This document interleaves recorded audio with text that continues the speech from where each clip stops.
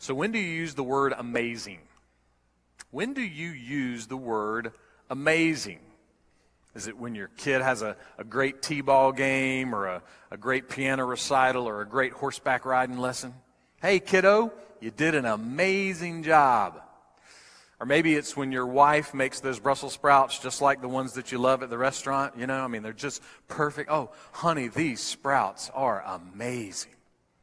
Or maybe it's when your husband changes the oil in your car and boy, you just say, man, I tell you what, honey, this car is riding smoother than a vat of Ghirardelli dark chocolate. Man, this is fantastic. Honey, you are just amazing. Thank you so much. Or maybe it's when your pastor is telling a story in the sermon about, how he was eating some dark chocolate covered Brussels sprouts at his daughter's piano that he got at the concession stand from the recital, and he decides to throw in a quip about dark chocolate, something a little funny about dark chocolate. Something like, how do you turn white chocolate into dark chocolate? You turn the lights off.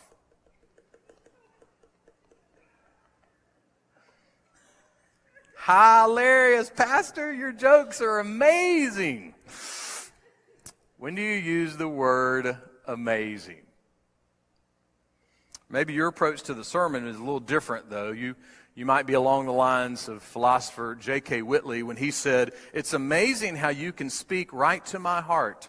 You say it best when you say nothing at all." Maybe that's your goal of the sermon today. I'll be done right now. We're just done. Nothing at all. Nothing at all. We all have moments where we use the word amazing.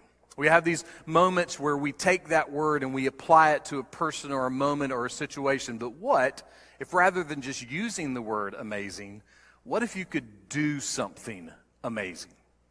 What if there was something amazing you could do that would impact your heart, your mind, and your soul, and not just you? What if there was something amazing you could do that would impact the lives of the people around you? That would impact your family, your friends, that would impact the community, impact everywhere that you go. We continue our series today, 7G, the speed you need. And we take a theme from the Bible that begins with the word G. And today's theme, today's message is grace. The message today is grace. And what we're going to attempt to do is to take the word grace and try to show that in these days of conflict, in these days of confusion, in these days of fear and frustration and anger, and again, all the other emotions that are ramping up around us, that in the middle of this time, that we might be able to do one amazing thing, and that amazing thing is to show grace. So how do you show grace? Well, let's see if we can find out. We'll use the Apostle Paul's letter to Titus. Listen as we begin with Titus chapter 3. Beginning with verse 1. Titus 3, verse 1. Paul says, "Remind them to be subject to rulers, to authorities." Now, someone may already be thinking, wait a minute. So you're saying the most amazing thing I can do is to submit to, subject, respect, honor, and show grace to the leaders and authorities of government? Have you lost your mind? What in the world are you talking about? Well, let's define showing grace before we continue. To show grace is a breakdown of the word grace, right? And grace is undeserved favor. Okay, you get something you don't deserve. So if you're showing grace to someone, you are giving them something they don't deserve. For instance, every now and then, it's rare, I know, but sometimes the jokes in the sermon are corny. Every now and then, all right? And in that moment, some of you, knowing it's terrible, will still laugh. You still laugh, I don't deserve the laugh, but you are showing me grace. You're giving me something I don't deserve. All of us have those moments in life, right? We give people something they don't deserve. We show them grace in a moment when we wouldn't think we would, but we show grace. Paul's saying we should take that same concept and use it toward those in authority. Use it toward leaders. Now, somebody would say, well, hang on a second. Government's a mess, right? It's just It's irresponsible, it's inconsistent, it's corrupt, there's all these secrets, there's bribes, there's godless leaders, there's godless laws. I mean, it seems like every branch is proposing legislation that is the opposite, opposing to Christianity. Now, some of you you're getting your amen together, but before you do, you may be getting your amen together because you think I was just describing America. I'm not. I was just describing the government where Titus lived 2,000 years ago. I just described the government and the government life on the Isle of Crete from 2,000 years ago. In other words, as King Solomon told us, there is nothing new under the sun. And it is important for us to remember that. We live now, so now we think it's the worst that it's ever been. That will always be a lie. It will never be true. The worst that it's ever been is hell. That's the worst it's ever been. And it's been really bad in history long before any of us were born. So government in Titus's time was pretty bad. One Roman senator and historian who lived during that time noted that there were moments when Christians were taken, they had animal skins attached to their body, and they were thrown out among wild dogs to be devoured. That was through the leadership of the government. Also through the leadership of the government, Christians were taken and they were put on stakes and they were burned alive. Sometimes they were burned alive to be lamps at political parties. Now, I don't know about you, it could just be me, but I will take higher gas prices over being a human tiki torch. There's nothing new under the sun. Sin has always been around. Sin is always there. Now, that doesn't mean we should just blow it off and go, oh, we got it better and they got it worse. That's not it. We shouldn't ignore godless leaders or godless laws. We shouldn't just act like we're excited about higher gas prices, but we should be different. We should do something. So pray. Pray. Vote. Volunteer. And be a part of a grassroots petition to get something on a ballot, something wise and helpful. Run for office. Campaign for somebody who's running for office. Take a job at the government. Be a part of change in your little office in the middle of nowhere. Be behind the scenes making a difference. Join one of our armed forces. Be a part of the military. We know that there have been times and there will be times where Christians are called through wise military effort to defend governments and to dismantle governments. In other words, there are hundreds and hundreds and hundreds and thousands of ways for us to be good, godly Christian citizens that have nothing to do with listening to 3 hours of talk radio. That have nothing to do with sitting in our recliner at night and yelling at the TV as we watch the news. That have nothing to do with, on our lunch break, jumping on social media and posting and reposting and commenting on every conspiracy theory that's out there. No, there are ways for us to engage. There are ways for us to move and be a believer in this world without wrapping ourselves up in every single thing that we are hearing and listening and seeing. Or maybe put another way, what would happen to our community if professing Christians this week spent more time talking about Jesus than criticizing government? I mean, really, just do the math, okay? You're sitting in your breakfast joint, you got 5 minutes. You can go off on the president and the government and everything that's happening in the world, or you could take that same 5 minutes and talk about the grace of God in your life just in the last 24 hours. What do you think would have a greater impact? Would the gospel have a greater impact in this community, or would us criticizing the government have a greater impact in our community? Don't miss the intensity of what Paul's saying here. Paul says, Titus, I need you to do something. The leaders of the Roman government that are slaughtering Christians, I need you to tell those Christians that they need to submit, subject, respect, and show grace to the leaders of the Roman government. Bless. I mean, Paul was tortured a lot in life, right? Maybe he's hopped up on pain meds right now, you know? He has no earthly idea what he's writing. But undoubtedly that's not true, because Peter said the exact same thing. 1 Peter chapter 2, verse 13, submit yourselves for the Lord's sake to every human institution. Well, why should we submit like that? Well, Peter says we do it for the Lord's sake. Peter says that Christians have been called to do all for the Lord's sake. In other words, we've been called to do all for the glory of God. Or as we've said in recent weeks, our goal as believers is to try to do what we can to make Jesus look good, so to speak. See, if you're a professing Christian, your primary purpose in life is not a nice family. It's not good grades. It's not a responsible job. It's not a good hobby or a nice concert or a great vacation. If you're a professing Christian, your primary purpose in life is to glorify God in your family and with your grades and at your job and with the hobby and at the concert and on your vacation. Our purpose, our goal should be to glorify God in all that we do, to seek to do things for the Lord's sake, including our attitude toward those in leadership and authority around us in government and schools and work and church and anywhere else that we are.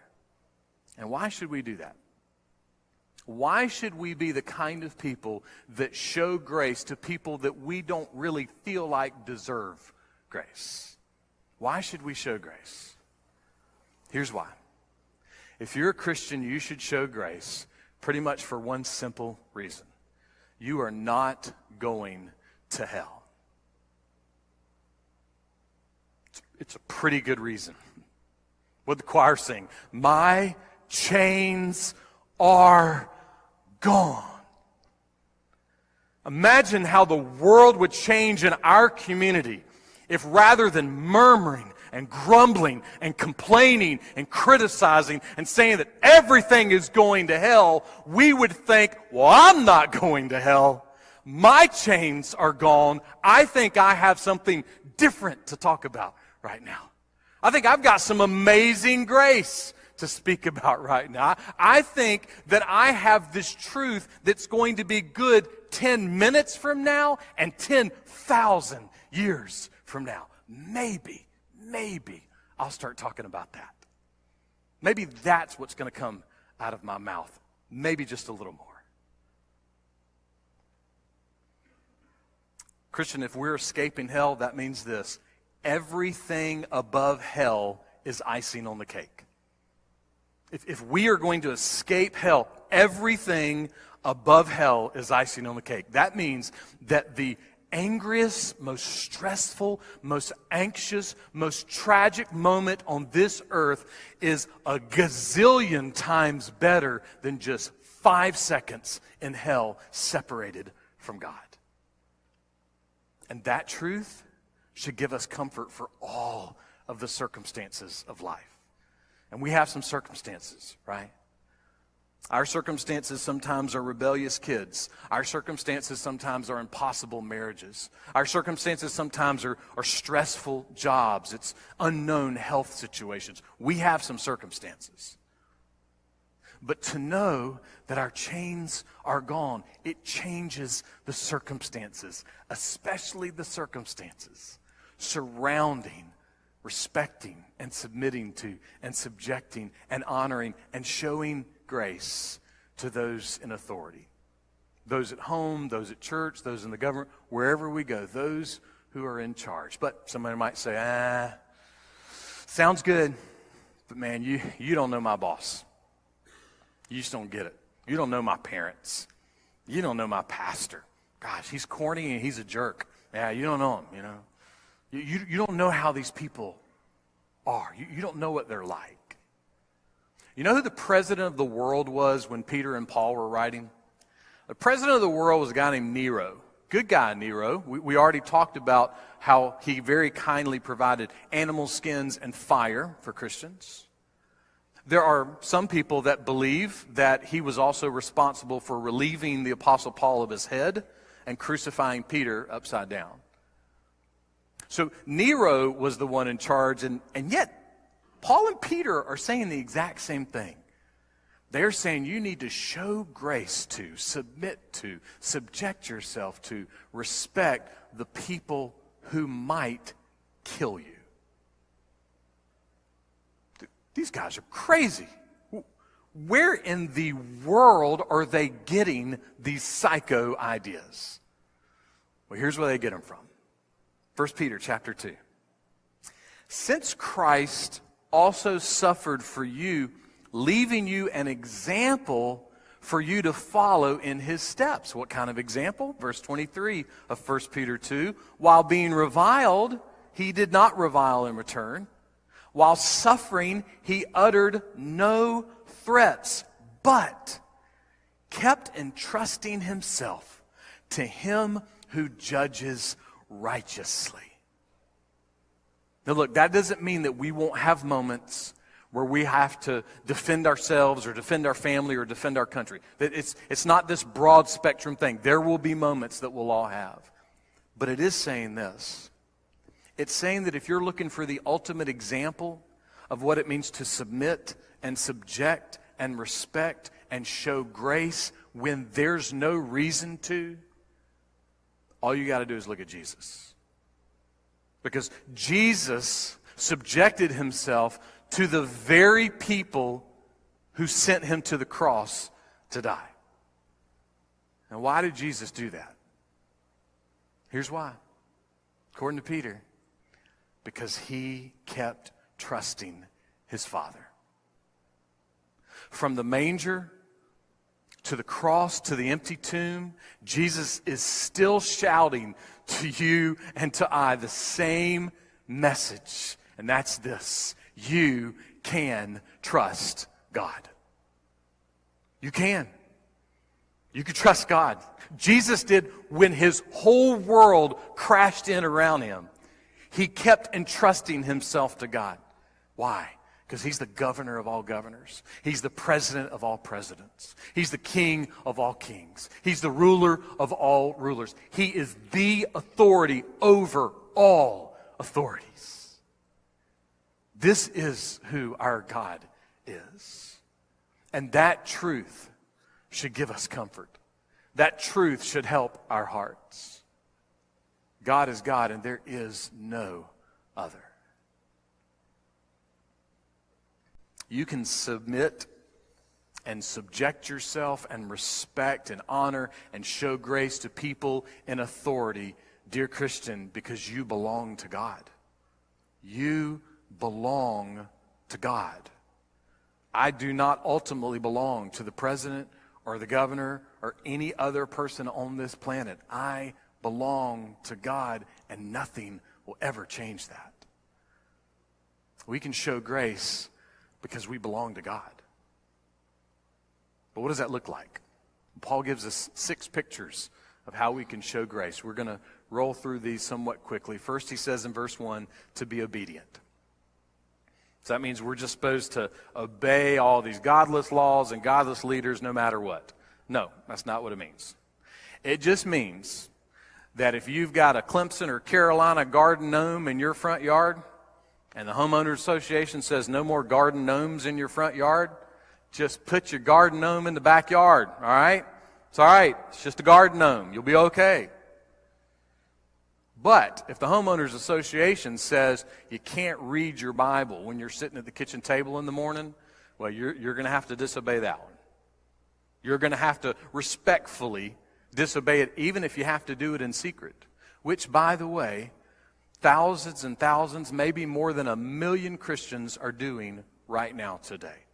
Reading their Bible in secret because it's illegal for them to do anything that we're doing today. Paul says we need to be obedient. Peter was in front of this religious council in Jerusalem, and they said, look, you're going to have to stop preaching the gospel. You can't do it anymore. And Peter's response in Acts chapter 5, verse 29 is this: we must obey God rather than men. Garden gnomes, those aren't the will of God, all right? They're just garden gnomes. But the gospel, the truth about God, that's the will of God. So we can obey laws about garden gnomes, but we have to respectfully not obey anything that tells us to stop proclaiming and preaching the gospel. Look, none of us are perfect, but how are you doing at being obedient and cooperative with authorities? and those in leadership.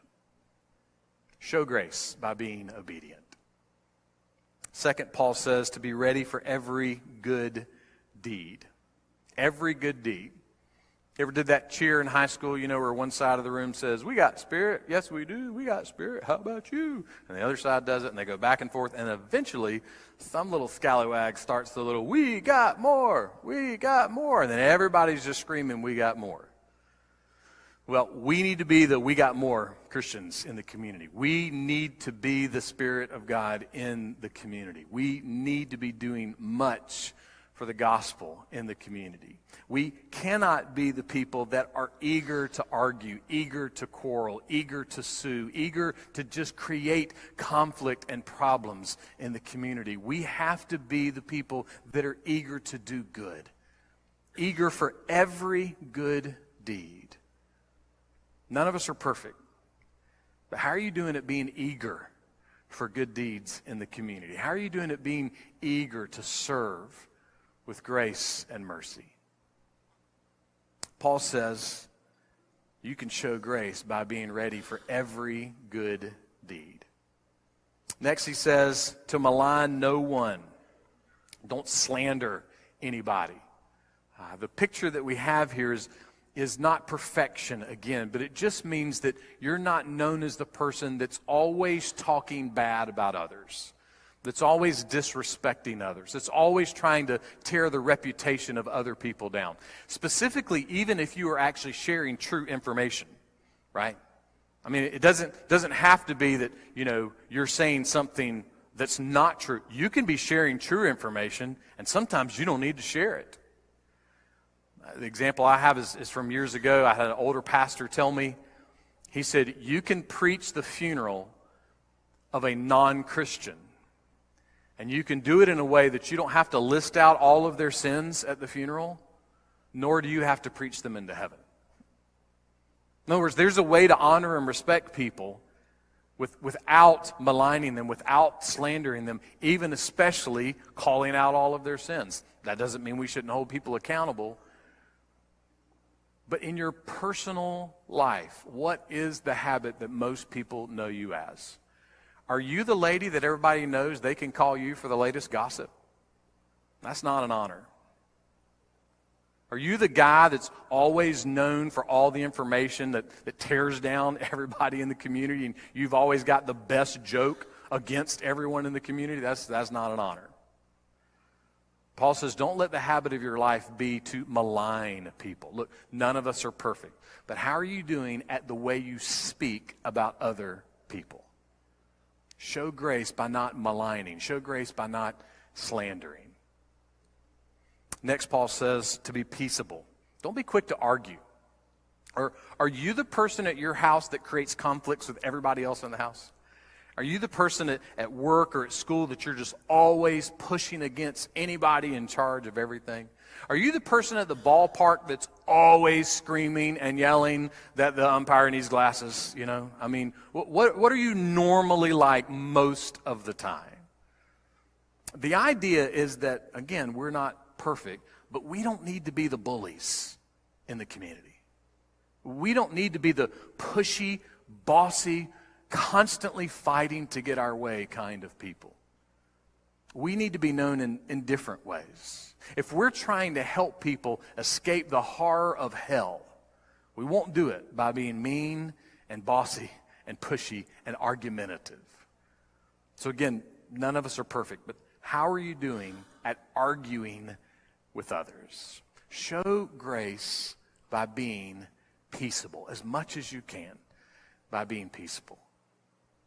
Next, Paul says that we need to be gentle. Gentle means yielding. It means being kind. It means at times meeting in the middle. It doesn't mean that you won't ever defend yourself, but it just means that you're not known as the person that's always protesting something. You're not known as the person that's always saying, well, the world's not the way it should be, or the world's not the way it used to be. You're never the person that's just constantly fighting to get your way. You're gentle. You're patient. You're kind. You're considerate.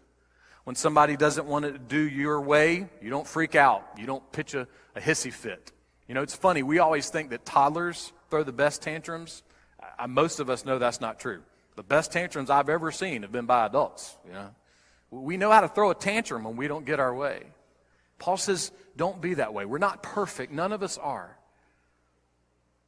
But how are we doing at being gentle with other people, patient with other people, kind with other people? Show grace by being gentle. And then 6, Paul says this, showing every consideration for all men. One Bible paraphrase says that this is a picture that all Christians, to the best of their ability, should be big-hearted, courteous people. To show consideration means that you're working at having a fair amount of self-control in your life, and that you're using that self-control to be peaceable and gentle and kind toward other people. Again, none of us are perfect. But how are we doing at being considerate? How are we doing at being courteous toward others? Show grace by being considerate. Show grace by being courteous. Now, somebody may be thinking, you know, all of that sounds really good and noble. Good stuff. Sounds great. But man, I'm so hungry right now. And you know, we're going out to eat with family and friends, and then we're going to a movie, and you know, then we're going to throw axes later. I mean, man, it's just a big day this afternoon. So to tell you the truth, Al, I'm not going to think much about this as soon as I leave. You know, it's just going to kind of leave my mind. Or maybe you're thinking, look, this is good, noble stuff. It sounds like nice things that we should do. But you know what? I am just so angry and so frustrated about everything happening in the world right now that, to tell you the truth, I don't even want to try to do any of that stuff. So, is there any fuel that could help us? Any fuel that could help us, that could increase our desire to show grace? Well, we've already given one, right? If you're a Christian and you're not going to hell, you should show grace. You should show grace because you've received grace. But is there something else? Well, there is, and it's the opposite of hell. Choir sang a song earlier that had the very true words of the hymn, Amazing Grace, written by John Newton, the most well-known hymn in the world. And one day Newton was writing about motivation for Christians. He was giving some advice on why we as Christians should be motivated to do things like show grace to others. And this is what Newton wrote. He said, imagine that you inherited a huge, valuable estate in New York. And you're on your way to New York, and about a mile before you get to the city where your estate is, your carriage breaks down. And this is what he says. And the rest of the way, what a fool we should think if we saw him walking, wringing his hands, blubbering out all the remaining mile. My carriage is broken. My carriage is broken. My carriage is broken. My carriage is broken. Why would we think that person's a fool? Here's why. The inheritance is just ahead. It's right there. Who cares about the stinking carriage? Your inheritance it's right there. Christian, we should show grace because we've received amazing grace. Our chains are gone. Can we at least try to sit in the restaurant and talk to the waitress like our chains are gone? Can we at least try to watch the news as if our chains are gone? Can we at least try to sit in traffic and wait in line at Target as if our chains are gone? Can we make any attempt to have some joy that our chains are gone, even when everything in the world is going to hell? We are not. And that is comfort. That is hope. That is fuel. That is energy. Because our inheritance is just ahead. You want to help your family? You want to help your community? You want to help your church? You want to help your country? Do you want to help yourself? I mean, really, it's fine. Just be selfish. Do you want to help yourself? If so, then don't spend your life murmuring. Don't spend your life complaining and whining and criticizing, maligning, slandering, disobeying. Don't spend your life murmuring that the government's broken. Don't spend your life murmuring that the schools are broken. Don't spend your life murmuring that the gas prices are broken. Don't spend your life murmuring that your health is broken, or that your traditions are broken, or that your current fads are broken. Don't spend your life murmuring that your team is broken, or that your hobby is broken. Don't spend your life murmuring, because your inheritance is just ahead. And you will be enjoying the splendor of your inheritance 10,000 years from now. It's super valuable. Or as someone put it, don't spend your life murmuring, my carriage is broken, my carriage is broken, my carriage is broken. Spend your life singing, 'tis grace that has brought me safe thus far. And it is grace, and only grace, that will lead me home. Have you received amazing grace? And show grace as much as you can, to the best of your ability, for the glory of God and for the good of your soul. Show grace.